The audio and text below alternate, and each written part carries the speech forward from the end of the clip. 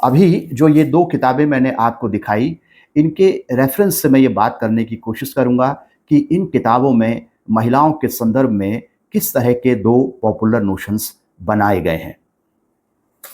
इसी पुस्तिका में दूसरा लेख है, स्त्रियाँ और अंग्रेजी शिक्षा। इसमें वो लिखते हैं कि मैं नहीं मानता कि स्त्रियाँ आजीविका के लिए काम करें अथवा व्यापारिक धंधों की ज़िम्मेदारी उठाएँ। जब पहले लेख में उन्होंने ये कह दिया है कि महिलाओं को घरेलू बनाना है, घरेलू काम करना सिखाना है, बच्चों का लालन-पालन, बूढ़ों की सेवा, खाना बनाना, पोछा लगाना, झाड़ू लगाना, लैट्रिन साफ करना, यही काम महिलाओं का है, तो दूसरे लेख में वह उसकी पुष्टि दूसरी तरीके से कर रहे हैं। वो क्या लिख रहे हैं? वो लिख रहे हैं कि मैं नहीं मानता कि स्त्रियाँ आजीविका के लिए यानी लाइवलीहुड के लिए काम करें अथवा व्यापारिक धंधों की ज़िम्मेदारी उठाएँ। ऐसा गांधी जी लिख रहे हैं। साथियों नमस्कार, मेरे YouTube चैनल जरूरी सवाल पर आप सबका स्वागत है। देश भर से महिला उत्पीड़न की बहुत सारी खबरें आ रही हैं।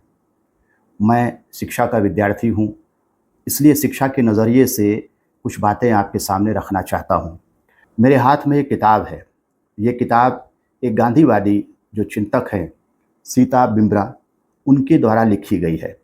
कमला नेहरू कॉलेज में कई सालों तक इन्होंने हिंदी पढ़ाई और ये किताब पुस्तक मंदिर से प्रकाशित हुई है और ये शायद 1996 में प्रकाशित हुई। इस किताब में महिलाओं के बारे में जो कुछ कहा गया है, मैं उस पर थोड़ी बात करूँगा। क्योंकि सीता बिम्बरो जो है, वो एक गांधीवादी चिंतक हैं, गांधी दर्शन में विश्वास करती हैं, तो इसलिए ज़रूरी है कि इस पुस्तिका के साथ-साथ, इस किताब के साथ-साथ और सीता बिम्बरो के साथ मैं एक और किताब पर बात करूँ, एक और पुस्तिका पर बात करूँ और ये पुस्तिका है नई तालीम की ओर। इसमें गांधी जी के द्वारा शिक्षा के संबंध में लिखे गए लेखों का संग्रह है और ये नवजीवन प्रकाशन मंदिर अहमदाबाद से छपी हुई है। तो हम ये देखेंगे कि जो गांधी जी हैं, उन्होंने महिलाओं की शिक्षा के बारे में क्या कहा और इसी के साथ-साथ हम ये समझने की कोशिश करेंगे कि एक गांधीवादी जो चिंतक हैं, गांधी दर्शन में विश्वास करने वाली महिला है, वो महिलाओं के बारे में क्या कहती हैं। ये बहस इसलिए भी ज़रूरी है कि हर साल हम 15 अगस्त मनाते हैं, हमारी आज़ादी का दिन है, लेकिन इस दिन और इन दिनों हमें ये सवाल बार-बार पूछना चाहिए कि इस आज़ादी को हासिल करने का क्या मतलब है और आज़ादी के इस दिन को मनाने का क्या मतलब है। देश के अलग-अलग लोगों के लिए 15 अगस्त का मतलब अलग-अलग होता है और हो भी सकता है। मैं शिक्षा के क्षेत्र से जुड़ा हुआ व्यक्ति हूँ, जैसे मैंने पहले कहा। मेरे लिए आज़ादी का अर्थ एक मुक्तिदायी शिक्षा का होना है। ऐसी शिक्षा चाहे वो फॉर्मल लेवल पर हो, चाहे वो इनफॉर्मल लेवल पर हो, ऐसी शिक्षा जो एक तरफ तो गुलाम बनाने वाली शिक्षा की पहचान करना सिखाती है और दूसरी तरफ गुलामी से आज़ादी की तरफ बढ़ने के रास्ते बनाना सिखाती है। मुक्तिदायी शिक्षा के अनेक आयाम हो सकते हैं। उनमें से एक आयाम पॉपुलर नोशंस को बहस की टेबल पर लाना और उन्हें समझना भी है। इसके लिए उस साहित्य पर गौर करना ज़रूरी है जो पॉपुलर नोशंस का निर्माण करते हैं। मैं यहाँ पर 2 ऐसे साहित्य ले रहा हूँ जो महिलाओं के बारे में पॉपुलर नोशंस का निर्माण करने में महत्वपूर्ण भूमिका निभा रहे हैं।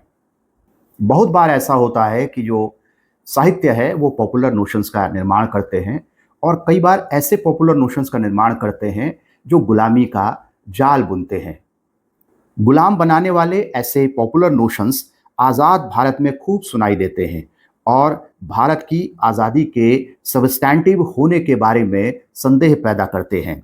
अभी जो ये 2 किताबें मैंने आपको दिखाई, इनके रेफ़रेंस से मैं ये बात करने की कोशिश करूँगा कि इन किताबों में महिलाओं के संदर्भ में किस तरह के 2 पॉपुलर नोशंस बनाए गए हैं। गांधी जी की इस किताब में लिखा गया है कि 1937 में जो नई तालीम की बात शुरू हुई और भारत की शिक्षा को एक नया रूप देने की बात हुई और ये कहा गया कि इसके आधार पर हम कॉलोनियल स्टेट से लड़ सकते हैं। हम ये देखेंगे कि कॉलोनियल स्टेट को पछाड़ने के लिए जिस शिक्षा की व्यवस्था करने की बात गांधी जी कर रहे थे, उसमें महिलाओं का दर्जा क्या है। इन किताबों में जो कुछ लिखा गया है उसका संबंध जो है वो शिक्षा के चरित्र के साथ है। इस वीडियो में मैं महिलाओं के बारे में इन किताबों में जो पॉपुलर नोशंस बनाए गए हैं उनके बारे में बात करूंगा। आज़ाद भारत में महिलाओं की गुलामी का जाल बुनने में और उनके नागरिक हकों को कम करने में, उसमें रोड़े अटकाने में इस तरह का साहित्य क्या काम कर सकता है, यह एक सोचने विचारने का विषय है। इसलिए इस अगस्त के महीने में जब देश अभी अभी आज़ादी का उत्सव मना करके हटा है, इस किताब पर और इस तरह की किताबों पर बात करना बहुत ज़रूरी है, क्योंकि यहीं से हमारे पास एक मुक्तिदायी शिक्षा का जो विचार है वो आकार ले सकता है जब हम पॉपुलर नोशंस पर बात करेंगे और उन्हें जो है हम एक नेगोशिएशन की टेबल पर ले करके आएंगे। तो चलिए ये समझने की कोशिश करते हैं कि आखिरकार इन किताबों में क्या लिखा गया है। मैं सबसे पहले जो सीता बिमरो की किताब है उसकी बात करूंगा और जल्दी से ये बताने की कोशिश करूंगा कि इस किताब में महिलाओं के बारे में किस तरह के नोशंस बनाए गए हैं, किस तरह के ख्याल बनाए गए हैं, और ये सब हो रहा है गांधीवाद की छतरी के नीचे। तो एक एक करके मैं उन नोशंस को पढ़ूंगा और थोड़ी थोड़ी बात अगर संभव हुई तो उनके बारे में कहूँगा। पहली बात जो सीता बिमरो कह रही हैं, जो धारणा बहुत मजबूती से बना रही हैं, उसमें वो बार बार ये कहती हैं कि महिलाओं के अपने निजी सुख नहीं होने चाहिए, यानी कि उनके पास किसी भी तरह का कोई इंडिविजुअल राइट नहीं होना चाहिए। जो राइट वो अपने सुख के लिए, अपनी सुविधाओं के लिए, अपने विकास के लिए, अपने सेल्फ कॉन्फिडेंस के लिए, अपनी डिग्निटी के लिए इस्तेमाल कर सकें। तो सीता बिमरो कहती हैं कि महिलाओं के अपने निजी सुख नहीं होने चाहिए। एक और वो जो पॉपुलर नोशन रच रही हैं उसमें वो कहती हैं कि समाज की सारी मुसीबतों का कारण महिलाएं हैं, यानी कि जो पुरुष हैं वो इस समाज की मुसीबतों में किसी तरह का योगदान नहीं देते। महिलाएं जो हैं समाज में जितनी भी तरह की मुसीबतें हैं उनकी वजह हैं। तो ये जो बहुत पुरानी कहावतें हैं कि जो दुनिया में जितने भी युद्ध हुए, जितनी भी लड़ाइयाँ होती हैं वो महिलाओं के कारण होती हैं, ये उस बात को पुष्ट कर रही है और ये पुष्टि हो रही है गांधी दर्शन की छतरी के तहत। तीसरी बात जो सीता बिमरो कह रही हैं कि महिलाओं के 4 ही रोल हो सकते हैं, यानी कि उनका जीवन 4 तरह की भूमिकाओं को निभाने के लिए बना है। वो 4 भूमिकाएं क्या हैं? माँ, बहन, बेटी और पत्नी।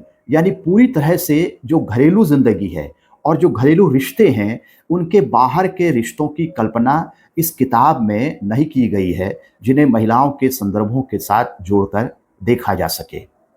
एक और नोशन है जो सीता बिमरो महिलाओं के बारे में इस किताब में बार बार रख रही हैं, और वो है कि एक निष्ठ होना नारी का स्वभाव है। जैसे कि नेचुरल है, लेकिन हिस्ट्री बताती है कि ऐसा नहीं है।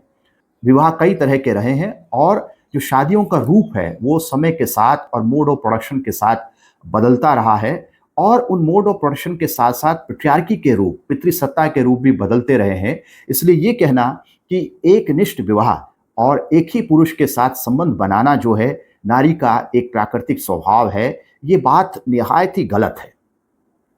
एक और नोशन जो सीता बिमरो बना रही हैं वो कह रही हैं कि नारी जो है वो घर की रानी होती है, उसे अपना जीवन इस राजपाट को समर्पित करना चाहिए, यानी कि उसे डोमेस्टिकेट करने की, उसे पालतू बनाने के लिए उसके सामने एक छद्म किस्म का, एक झूठे किस्म का जो राजपाट है उसका ख्वाब परोसा जा रहा है।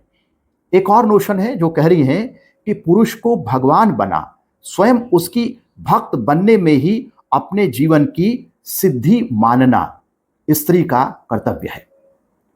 क्या कह रही हैं सीता बिमरो? सीता बिमरो कह रही हैं कि पुरुष को भगवान बना स्वयं उसकी भक्त बनने में ही उसके जीवन की सिद्धि है।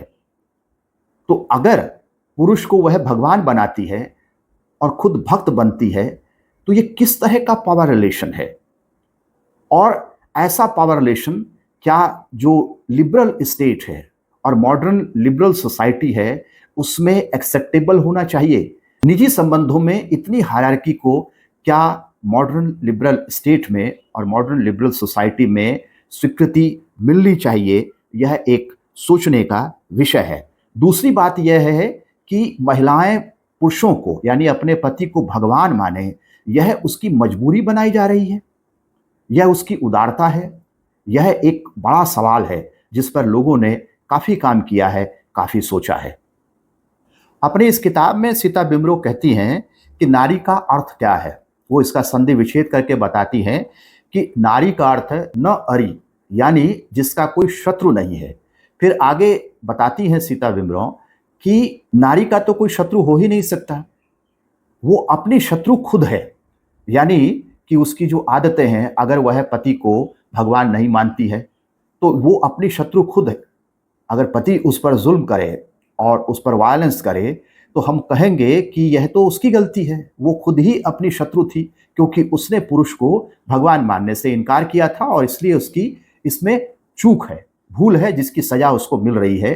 वास्तव में पति या कोई और उसका शत्रु थोड़ी है। अगर वो सड़क पर निकल रही है और मान लीजिए उसने फैशनेबल कपड़े पहने हुए हैं और किसी ने उस पर असॉल्ट किया है, तो सीता बिमरो के हिसाब से इसमें भी महिलाओं की गलती है, क्योंकि उन्हें फैशनेबल कपड़े नहीं पहनने चाहिए, उन्हें अच्छा नहीं दिखना चाहिए था, ऐसा नहीं दिखना चाहिए था जिससे कि पुरुष कोट एंड कोट उसके प्रति आकर्षित होते और उन पर हमला करते। इसके लिए भी महिलाएं जिम्मेदार हैं। तो उनका कहना है कि महिलाओं का शत्रु तो कोई नहीं हो सकता, बल्कि महिलाएं खुद अपनी आदतों से अपनी शत्रु होती हैं। एक और नोशन सीता बिमरो अपनी इस किताब में हमारे सामने ला करके रख रही हैं।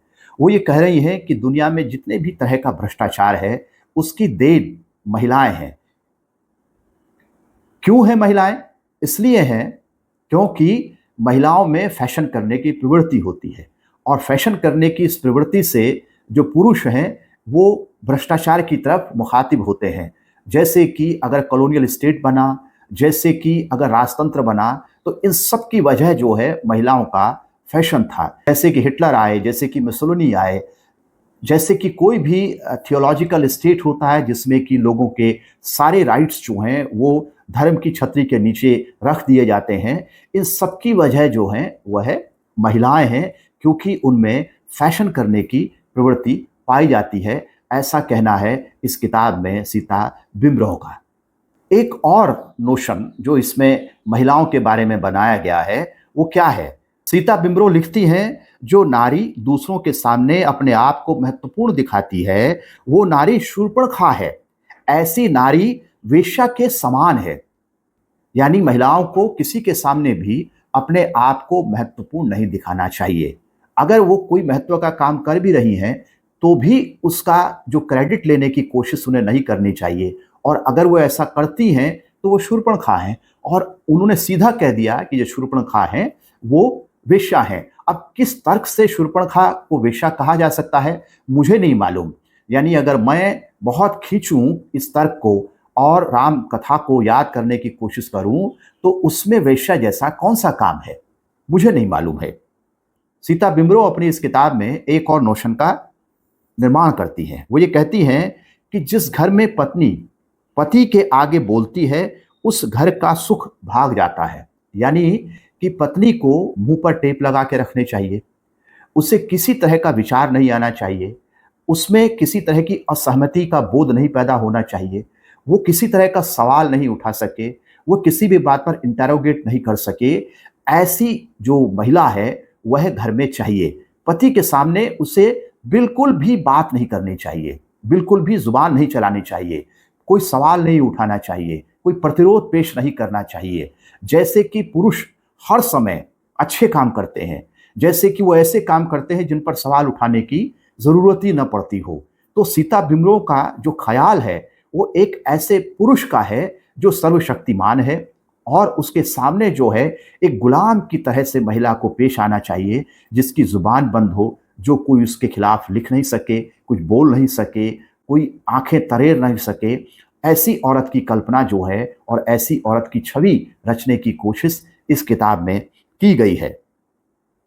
एक और जो नोशन है इस किताब में हमें मिलता है वो ये है कि नारी ही नारी की दुश्मन है। उसकी दुश्मन, जैसे पहले इस किताब में कहा गया है कि उसकी कोई शत्रु नहीं हो सकती, वो तो नारी है, यानी न जमा अरि, यानी उसका कोई शत्रु नहीं होता, वह अपनी शत्रु खुद होती है। और महिलाएं ही महिलाओं की शत्रु होती है।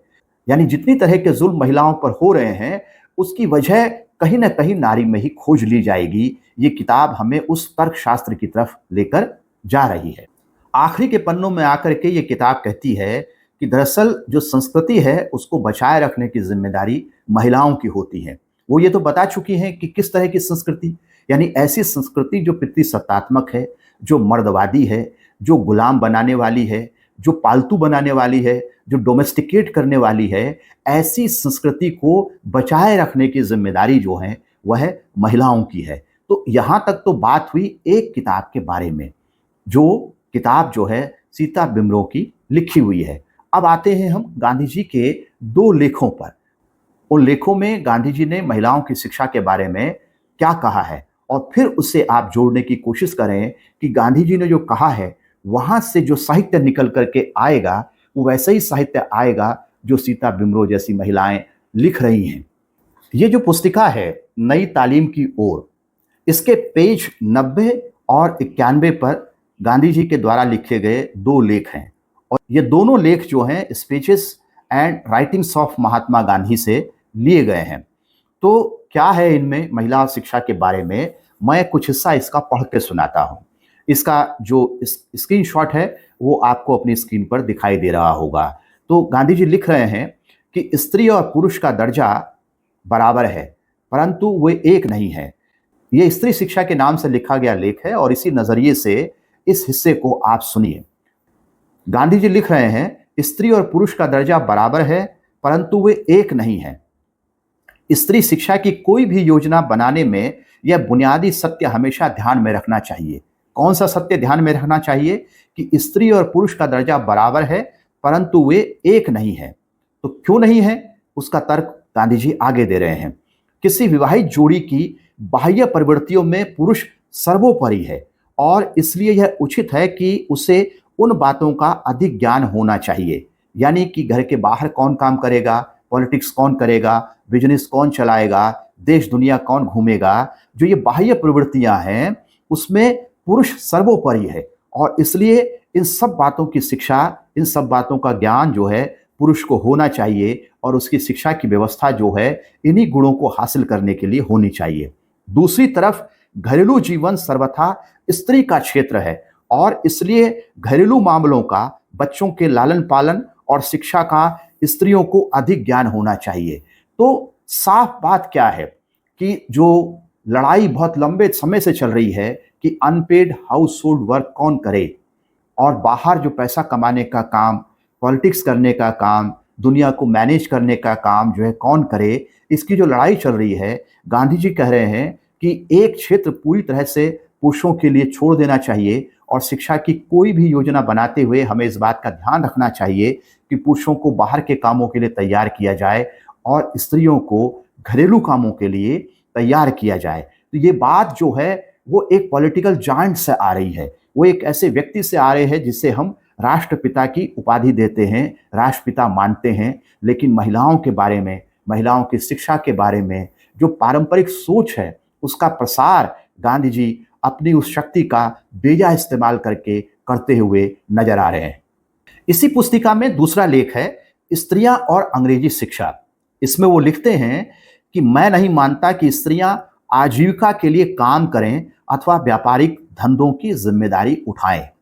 जब पहले लेख में उन्होंने ये कह दिया है कि महिलाओं को घरेलू बनाना है, घरेलू काम करना सिखाना है, बच्चों का लालन पालन, बूढ़ों की सेवा, खाना बनाना, पोछा लगाना, झाड़ू लगाना, लैट्रिन साफ करना, यही काम महिलाओं का है, तो दूसरे लेख में वह उसकी पुष्टि दूसरी तरीके से कर रहे हैं। वो क्या लिख रहे हैं? वो लिख रहे हैं कि मैं नहीं मानता कि स्त्रियां आजीविका के लिए यानी लाइवलीहुड के लिए काम करें अथवा व्यापारिक धंधों की जिम्मेदारी उठाएं, यानी व्यापार का जो पूरा क्षेत्र है, इकोनॉमी का जो पूरा क्षेत्र है, उसके बाहर रहना चाहिए महिलाओं को, ऐसा गांधी जी लिख रहे हैं। तो ये गांधी जो साहित्य है, जब हम इसकी बात करते हैं, जब हम गांधी जी को याद कर रहे हैं इस किताब के बहाने, तो हमें ये ध्यान देने की ज़रूरत है कि जो बड़ी पर्सनैलिटीज़ हैं वो हर बात में ठीक ही हों, हर बात सही कहें, ऐसा ज़रूरी नहीं है। मैं शिक्षा का विद्यार्थी हूँ, इसलिए शिक्षा के जो नज़रिए मुझे मिले हैं, ख़ास तौर पर जो क्रिटिकल एजुकेशन का नज़रिया मिला है उस नज़रिए से, और दूसरी तरफ जो मेरे पास थोड़ी बहुत संवैधानिक जो नज़रिए की समझ है, उसके नज़रिए से जब मैं इन दोनों पुस्तिकाओं को पढ़ रहा था और मेरा ध्यान इन चीज़ों पर गया, तो मुझे लगा कि इसे आपके साथ साझा करना चाहिए, ख़ास तौर पर इस अगस्त के महीने में। और ये सोचते हुए कि जब हम आज़ादी की बात कर रहे हैं, तो आज़ादी हमें इस तरह के साहित्य से भी चाहिए, तभी हम कह सकते हैं कि हम एक ऐसी शिक्षा की रचना कर रहे हैं जो मुक्तिदायी है। नमस्कार, मैं बीरेंद्र सिंह रावत।